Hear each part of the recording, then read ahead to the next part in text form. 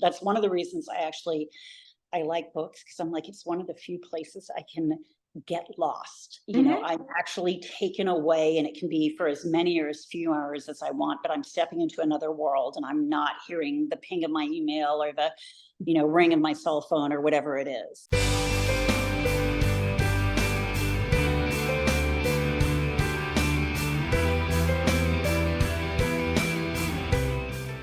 Welcome to our latest episode of Book Reporter Talks. To our guest today is Sarah Pekkanen, and we're going to be talking about her latest thriller, Gone Tonight, which is her 13th book. 13th book, am I correct? And lucky number 13. Lucky number 13, and a Book Reporter Bets on selection. Our Book Reporter reviewer, Rebecca Monroe, had this to say about it. It is rare that I am without words. When it comes to this novel, all I can say is, wow.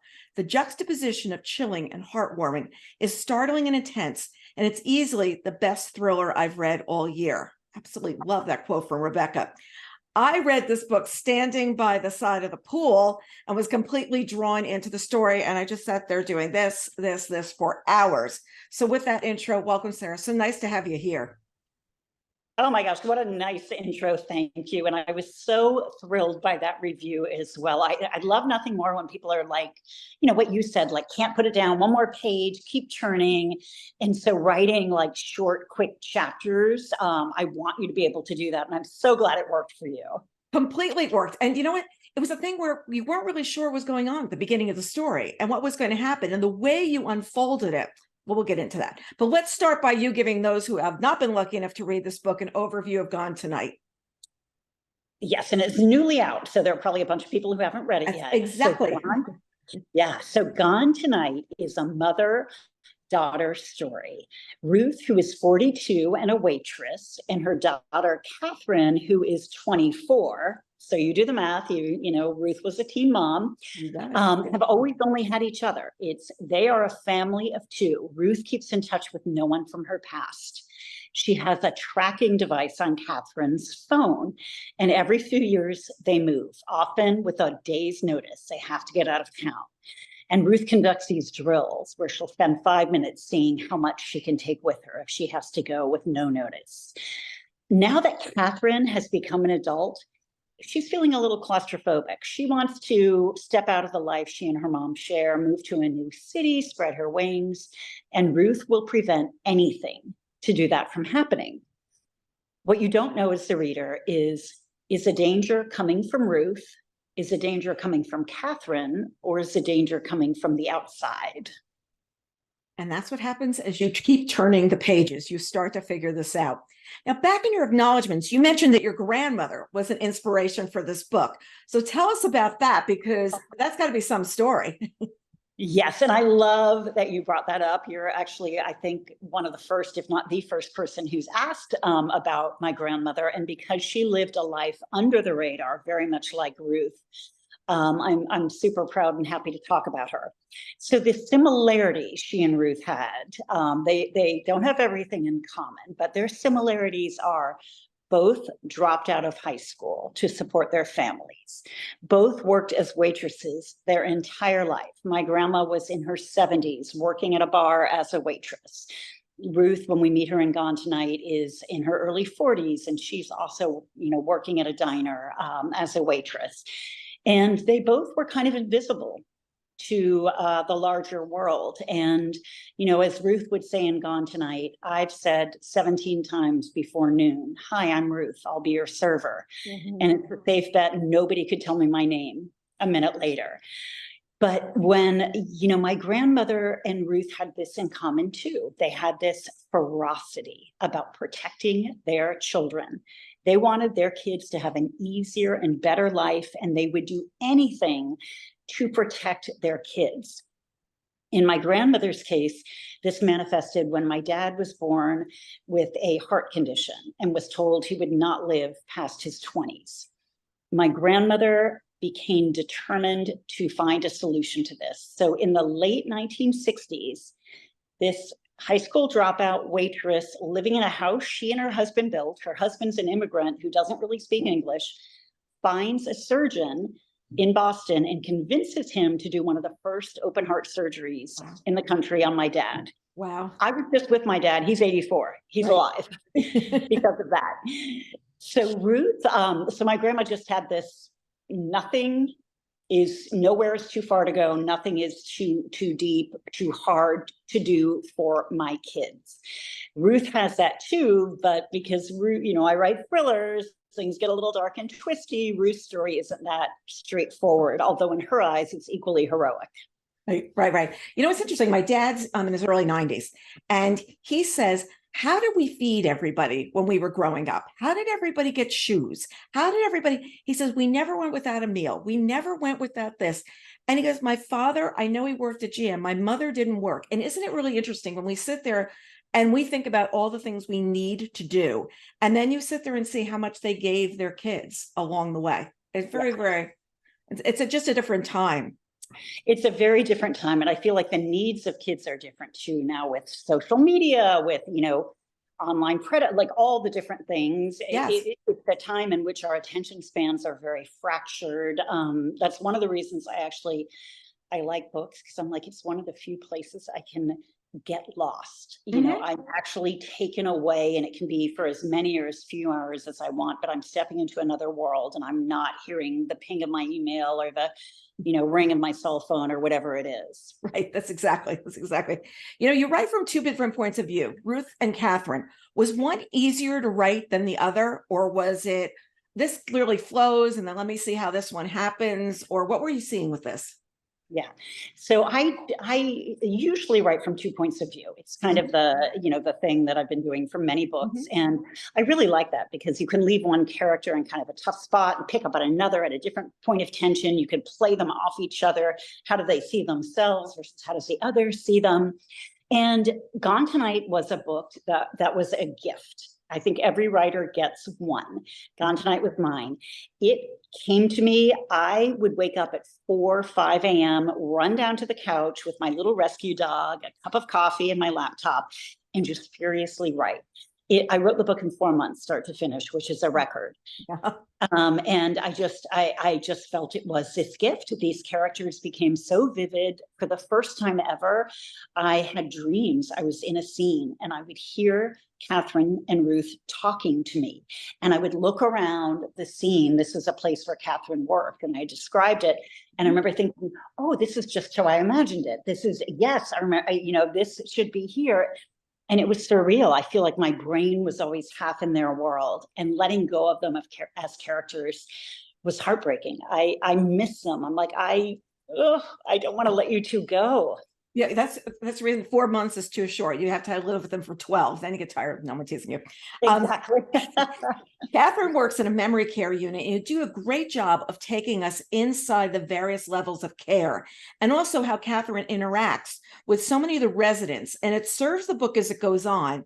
Tell us why you had her working there, because it was, wait a second, what can you do here? What can you not do?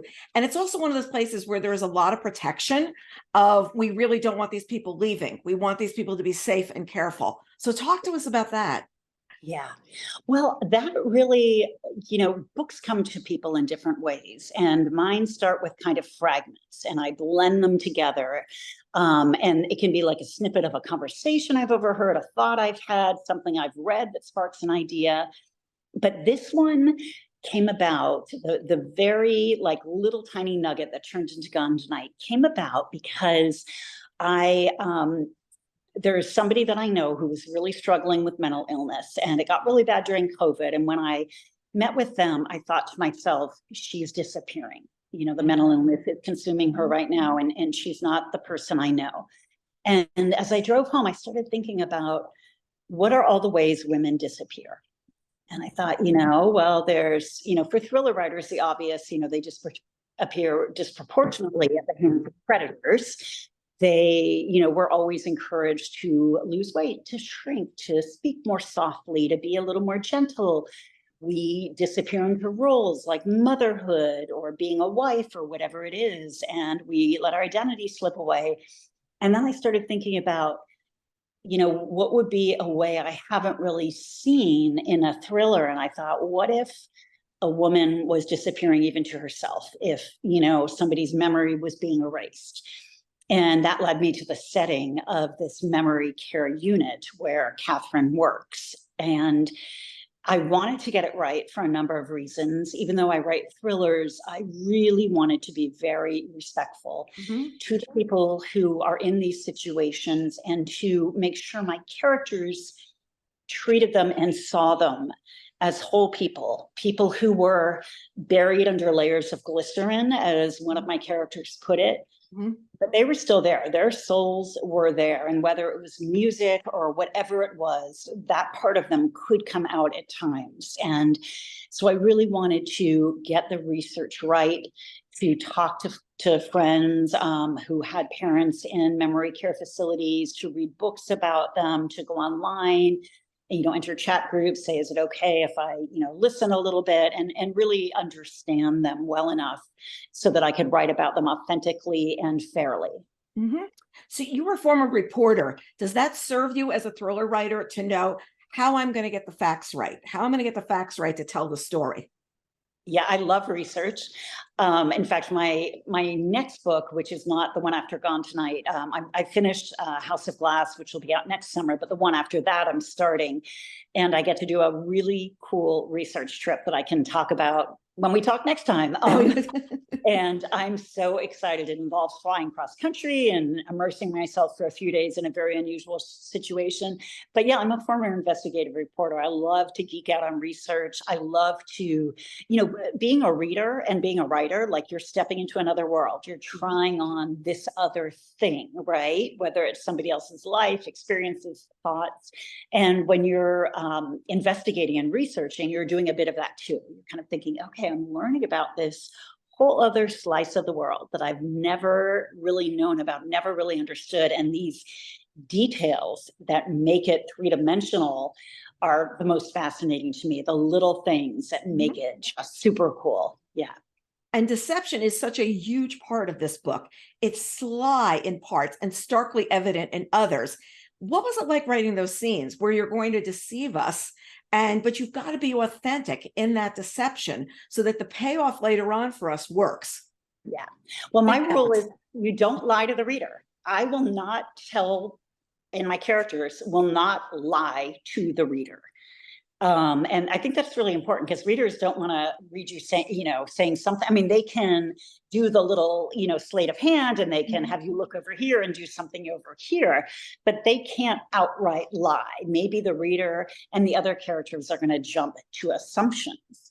But that's where I draw the line, because you need to have the readers trust, and you need to have them be able to look back and be like, oh, wait a second, now I get it. This and this and this happened. And some readers love looking for those clues when they read and like predicting the twist. And others are like, no, I just want to go along blind for the ride and, see what happens. But yeah, readers are very smart. Right. So you have to be super careful.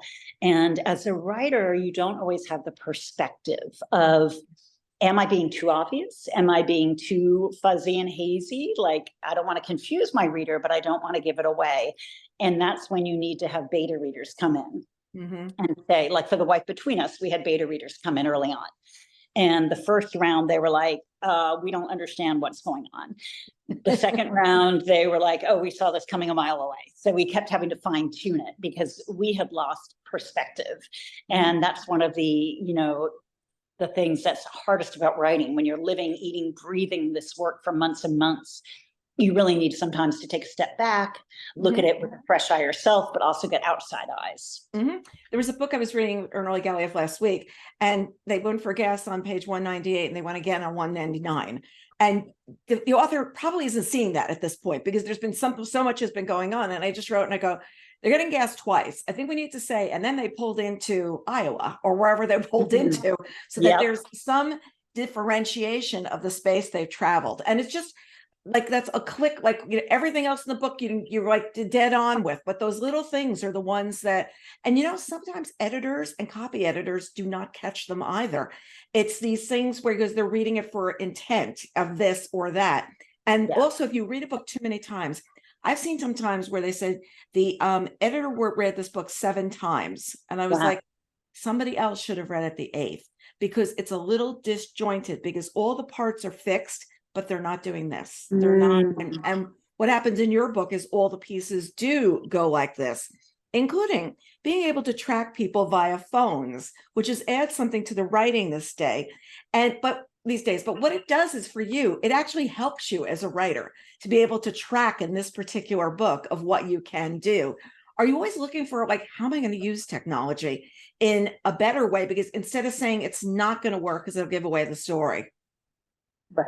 Well, it's actually, technology is not always our friend when we write thrillers, because it was so much easier in the past to, sneak into some place without cameras being everywhere, or, phone trackers or all of that. Like, it was much simpler. Now, a lot of times when I bring up plot twists, like for Gone Tonight, I was like, okay, when did cameras become common in gas stations? Because my character may or may not have been able to get away with this thing that, she was in a gas station, and I don't know if she would have been tracked. So I'm always having to look at, like, when did this or didn't this happen? So technology, I think, is, it's easier. Well, I don't know if it's easier for me in life. I think as what it goes to our conversation earlier about, like, all our parents had to do, I think technology is our biggest time suck. Right. But as a writer, sometimes I wish I could write like a book set in the 1960s where nobody could be tracked, and my, main characters could dart around and, be sleuths and do whatever they need to do. But the worst thing would happen is somebody else would pick up the landline while you were on it. But do you also notice, though, this is one that kills me, is you're watching the news at night and they have this really fuzzy picture of a guy and they're going, this is the perpetrator. If anybody recognizes him, and the next night the guy's arrested. Sitting there like, somehow from that little fuzzy thing, somebody recognized who it was, and it's changed stories. It's changed what happens with trying to find criminals, trying to find people or whatever, completely different. But meanwhile, we've got Ruth, who keeps notes in a notebook, and she gives us insight that she was not going to want to share with anyone. Was her writing in this book always a part of the storyline? Yeah, I always knew that Ruth would need to reveal her past. And I had the idea that I'm going to start her in the present and, bring in her past in her journal entries, and they're going to collide at some point. And Catherine's woven through it all. But I wanted to find an interesting way that wasn't flashback, that I could tell, Ruth's early story before Catherine was born. And I thought, a lot of moms keep like baby books, and Ruth is not going to have that baby book with the first lock of hair and the, whatever the photo, but she's going to have like this old worn spiral notebook and pen, and she is just going to write the hard truth down in that for her daughter to read someday. Yeah. And it's like that notebook. I also say that the baby book for my first son was very good. The second one, I think he got, like, the day he was born is written down. I'm not sure we have much more. Really not sure. I hear you. We also have to talk about lasagna pizza. Now, I love to cook, and I have made both lasagna and pizza, but never together. Now, did you find a place that makes this? Do you make this? Is this on your website someplace, a recipe for lasagna pizza? I should put it on my website. I have not made it, but I was looking for something kind of quirky, interesting, distinctive that not a lot of people would have tried, because it's an important clue in the book. And so I think it was just kind of Googling, and I'm like, oh, lasagna pizza. And there are a few recipes for it.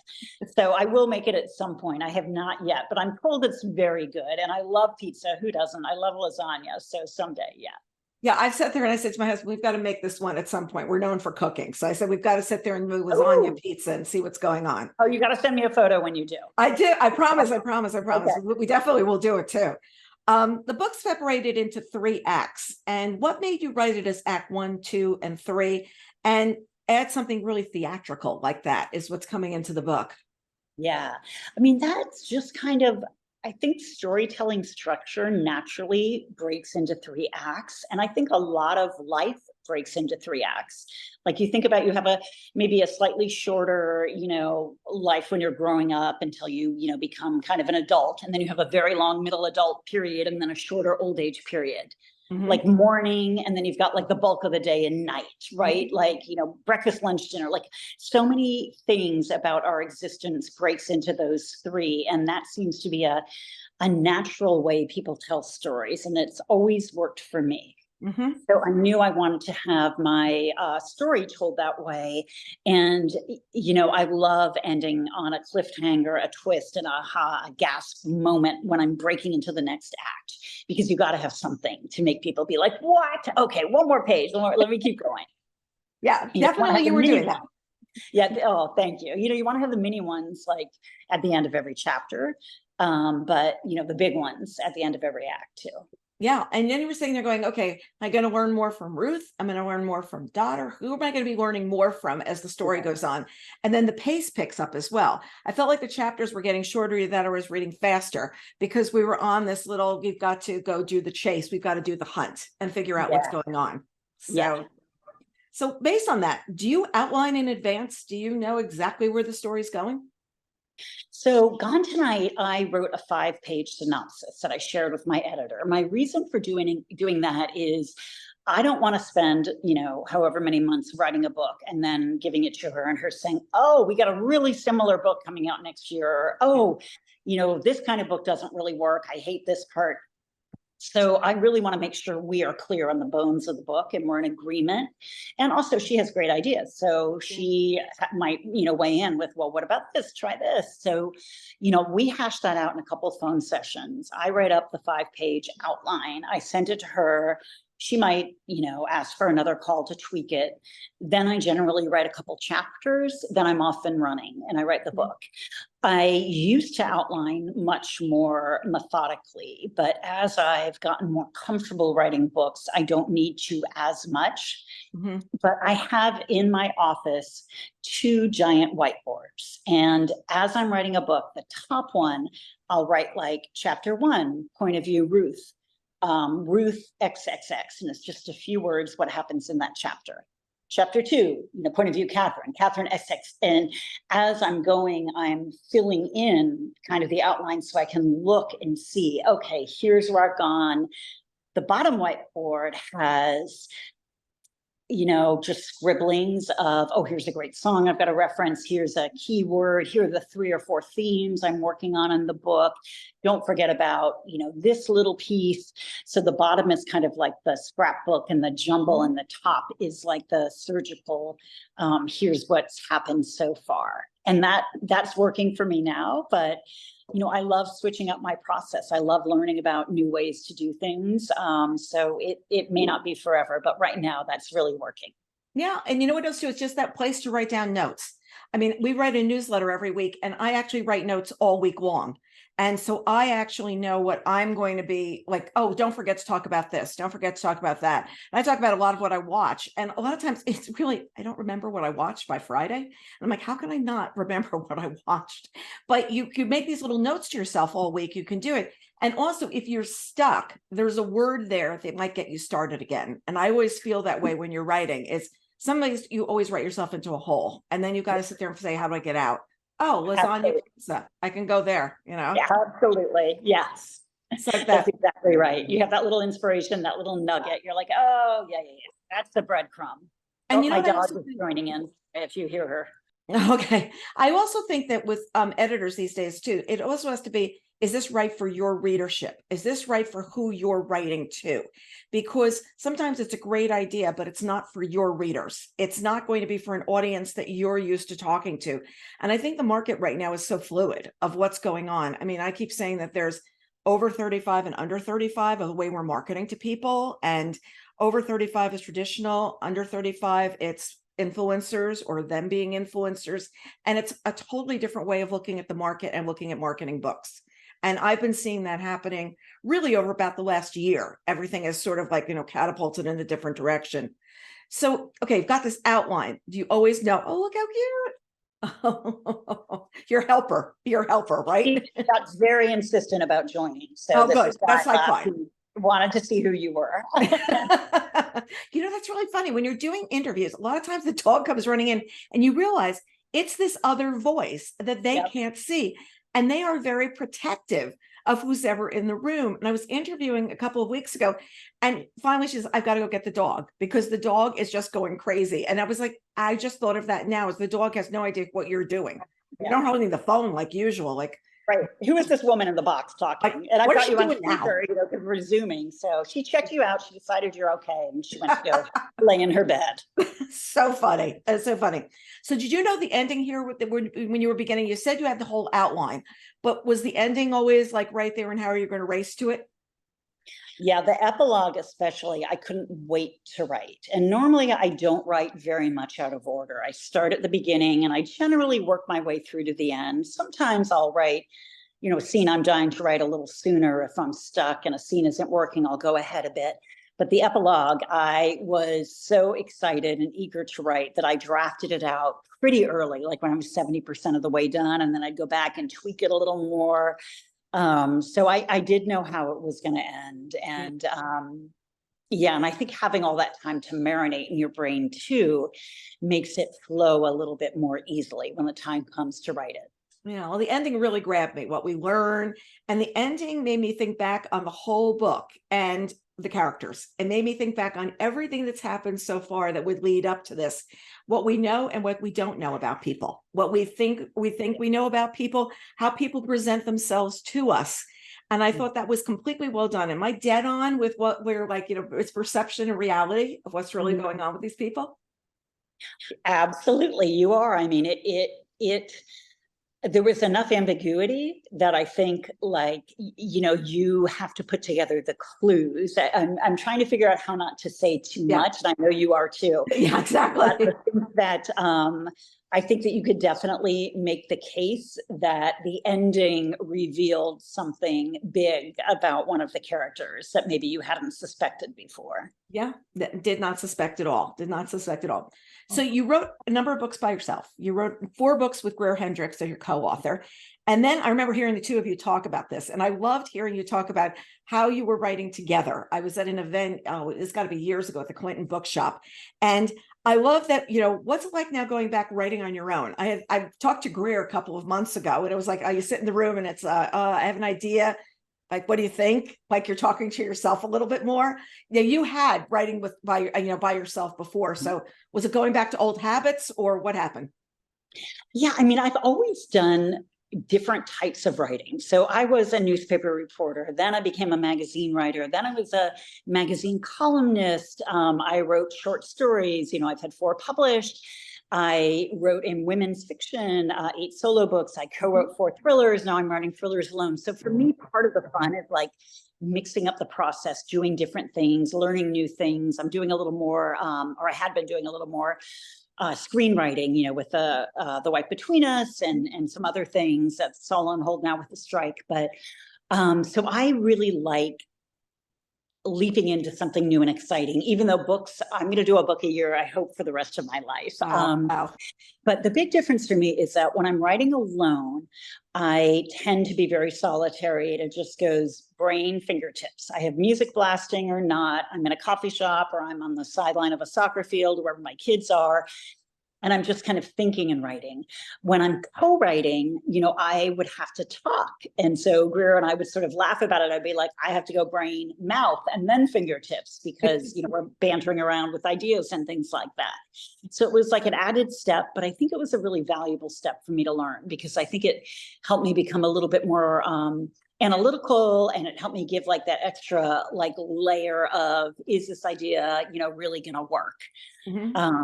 So I love doing that. And, when we finished our contract, I was like, I love the editor. We have Jen Enderlin, and I still want to work with her. And so she and I just signed a new 2-book contract. So I'll be with Jen and the same publisher for another 2 books after House of Glass, which I'm super excited about.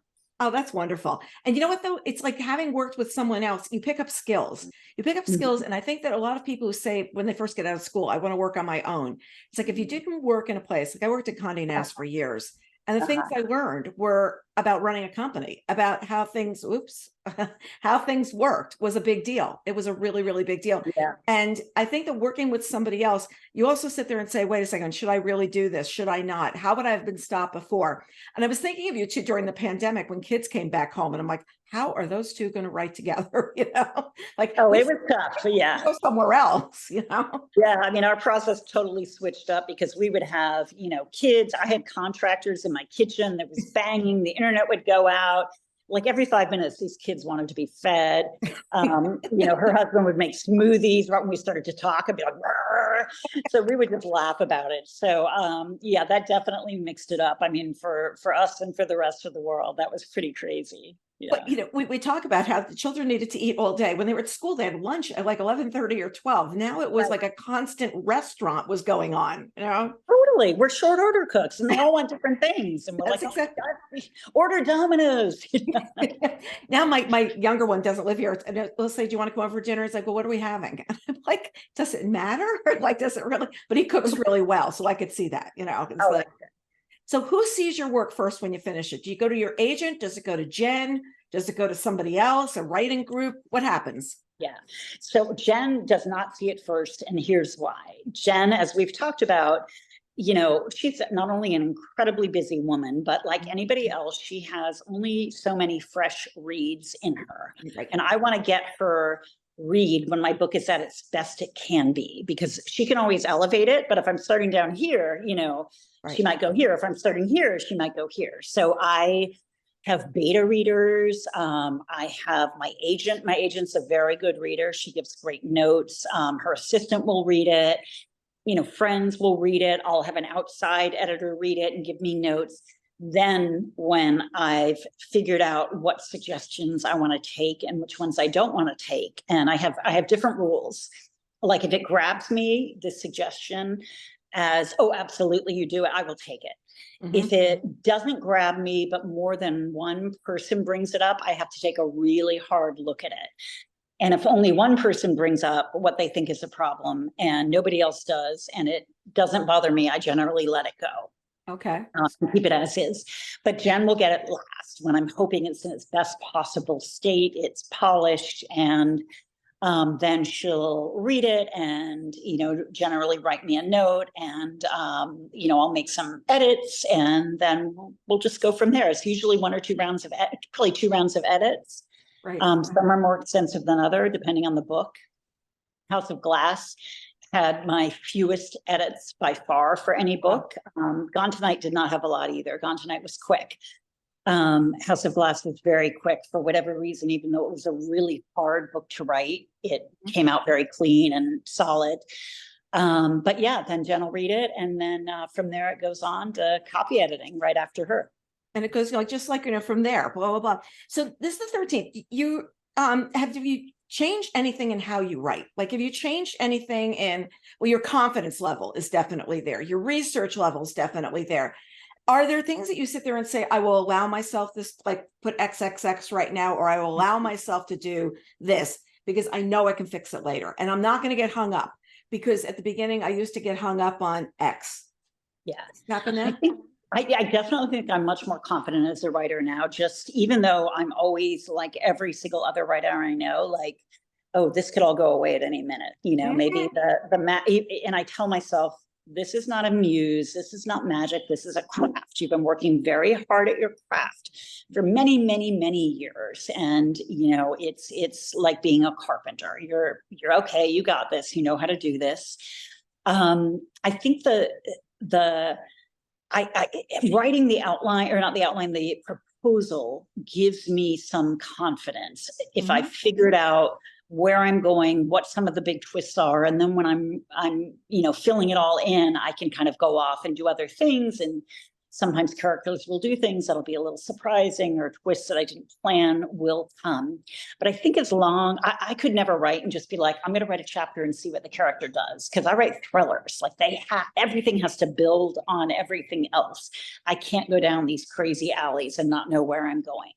So as long as I have that, I'm pretty confident, even though there does come a point in almost every book where I'm like, oh my God, how am I going to get out of this? Is this working? Is it terrible? Is it, we all have these like moments of like the dark night of the soul of, oh, is anybody going to read it? Am I done? Right.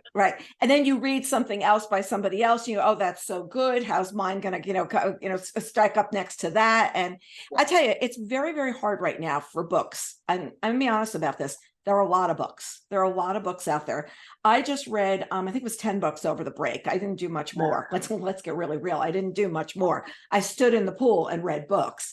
And I perfected this thing where I actually put weights on my feet so I can kick. So I actually feel like I'm working out, you know, like doing two things at once. Yeah, it feels really good though. No, I was actually did that this morning. I was like, wow, why do we have to stop this just because we were on vacation? Let's just keep up. But there's so much that I went back to read that came out in June, that came out in July, that I just missed. And it's not that they're authors that I didn't want to read. I have the books here. And it's just this plethora of stuff that's coming out. Somebody who's in my book club was just asking me this morning about a book that came out in June. And she goes, why did I not read this sooner? And I think about everything else you read this summer.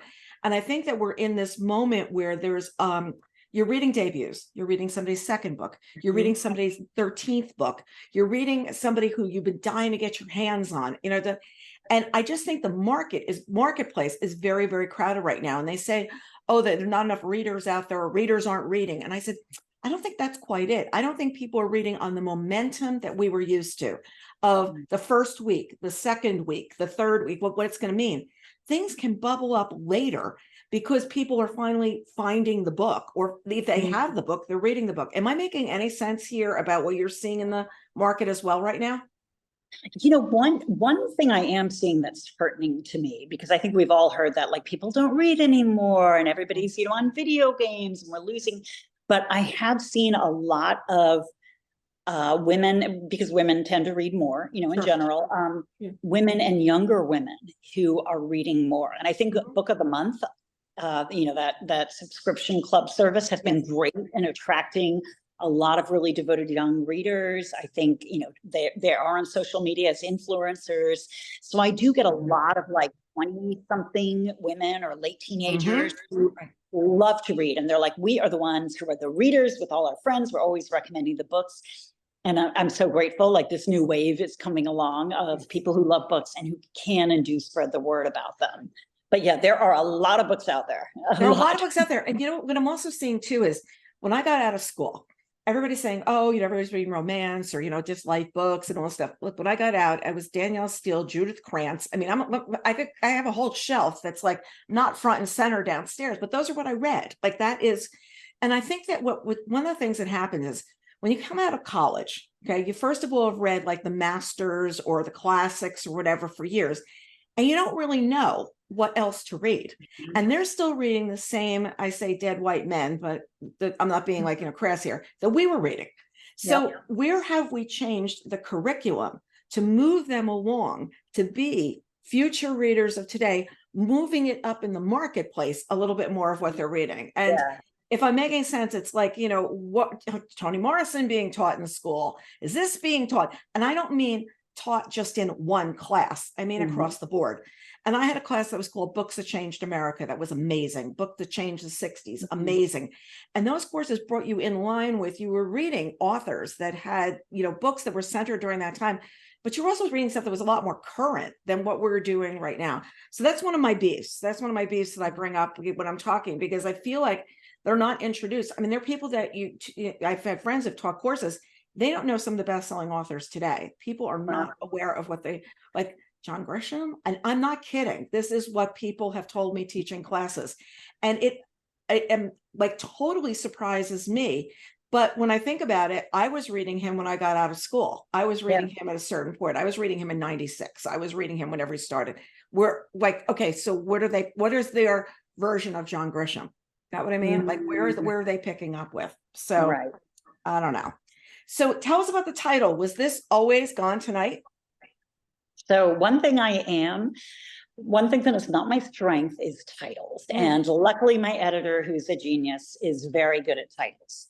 So I'm like, I got nothing whenever she asked me for a title, and she's like, all right, hold on, let me get on it. You know, that night at like midnight, she emailed me, she was like, initially I was thinking Gone Tomorrow, but no, that's not gonna work. Let's do Gone Tonight. That's more immediate. And I was like, you know, that sounds like urgent and muscular, which is how I wanted the book, you know, to feel. That sounds perfect.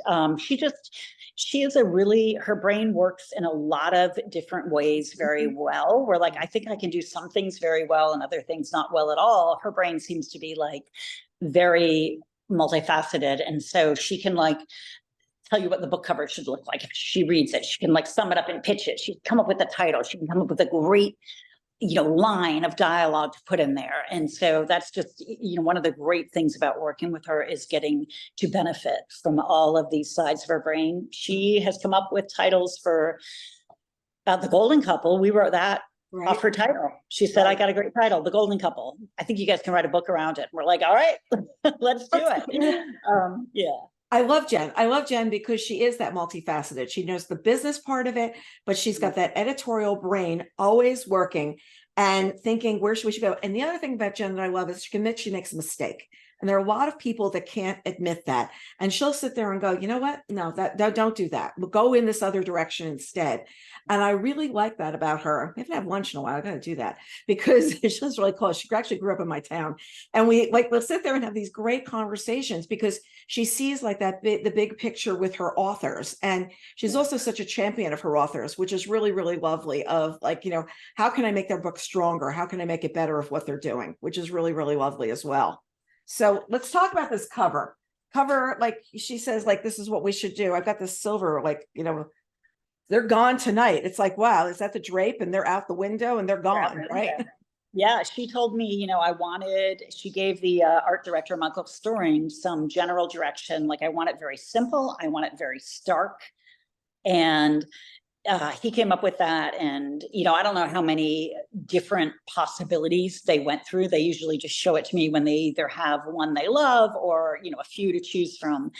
I think one slight change I asked for, I said, what do you think about maybe having the flames in the lettering of Gone Tonight, like slightly darker, or like something like that. Right. And they did it both ways and everybody voted on it. And that was kind of my one contribution. But I love the cover. You'll notice my name is embossed if you feel it. I'm like, I can feel this. Like, you're like kind of glaring over here. Yes, your name's embossed. I love this. I love it. So yeah, it's always so cool to see your book cover and to think like, oh, like, holy cow, like this is now a thing. And before it was just a pile of pages. Now I got this cover and it's wild. So I should be seeing my next one soon and I can't wait for that. Now, when's that out? Is that out next August 6th? August 6th, which seems so far away, but it's actually like less than 11 months away. And I just know, like, we're going to have galleys and probably another, 3-4 months. I'm getting first pass pages. We've already gone through copy edits. Like the whole machine starts a year before publication when you turn in the manuscript and then you go through all the steps. It really does. And what we're also seeing too is the Amazons and Barnes and Nobles of the world want it on their site 9 months before. And then we're into orders of everybody pre-order. And then we're into this and then we're into that. And it's like this cycle that starts so much sooner for every single book. Yeah. And we also build websites for authors. So I'm like always are we doing the cover reveal like anytime soon? My two dreaded words are cover reveal, simply because we've got to time everything to work, what's going to happen. But I think that, the whole cycle has changed. It's not, 3 months before. It's not this, that, the other thing. It's really, really that 9 to 12 months before is everybody's really thinking what they're going to do with next summer's book. So now we've got the audio and Kate Mara narrates it. Now, did you select her? Well, I mean, she was definitely on my dream list, but, the audio department decides who to make an offer to, and I was praying she would do it, and it would be her because I love her. I've seen so many of her shows and movies through the year, and her voice is so great. And so they approached her, and I was just kind of waiting, fingers crossed, and they came back and said she wants to do it. And I was jumping up and down.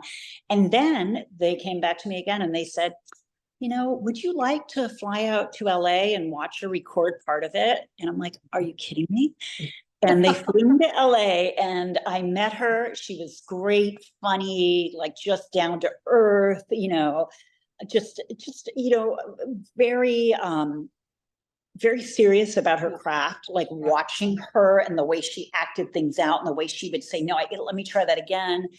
Was very cool to see that, but to also listen to her, like bring the book to life. She's in a sound stage. I'm, watching her through a window on a couch, looking at her, and I got weepy because I'm like, this is really a special experience. This is really great. Do you have a video of the two of you together that I thought I saw someplace too?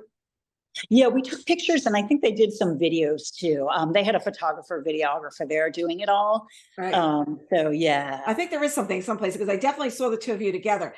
And so just for those who don't know Kate Mara, I know her from a different perspective because we're Giants fans, and her family owns the Giants, and her mother's family owns, if I'm the Pittsburgh Steelers, if I'm correct. So like we knew the Maras from football. So then all of a sudden the girls, Rooney and Kate, started acting. I was like, oh my gosh, this is like so funny. I knew these people already. I remember seeing you on sidelines. You know, this is like totally different. Totally different. So anything you could share with us about the next book, or is it still under wraps? Oh, so the next book is set in DC, which is my hometown. The thing that's different about it, it is not a dual narrator. It is one narrator. Start to finish, it takes place over a very short amount of time. It was really hard to write, but I'm told it does not read that way, that it reads like, my editor, read it all like in a blast. So I don't think I can tell much more about that. It's about a woman with a very unusual job and a case she gets.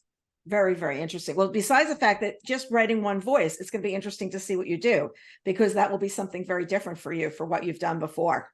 Wow. Sarah, it's such great to see you again after all these years, to see you again. And thank you so much for joining us and sharing so much about this book, because I absolutely loved it when I read it. And I'm hoping readers have the exact same experience. Thank you so much for having me. And I really appreciate all your kind words and your great questions and the research you obviously did for this. And hopefully I'll see you next year, if not before. They have lots of folded down pages. This is what I did when I read the book.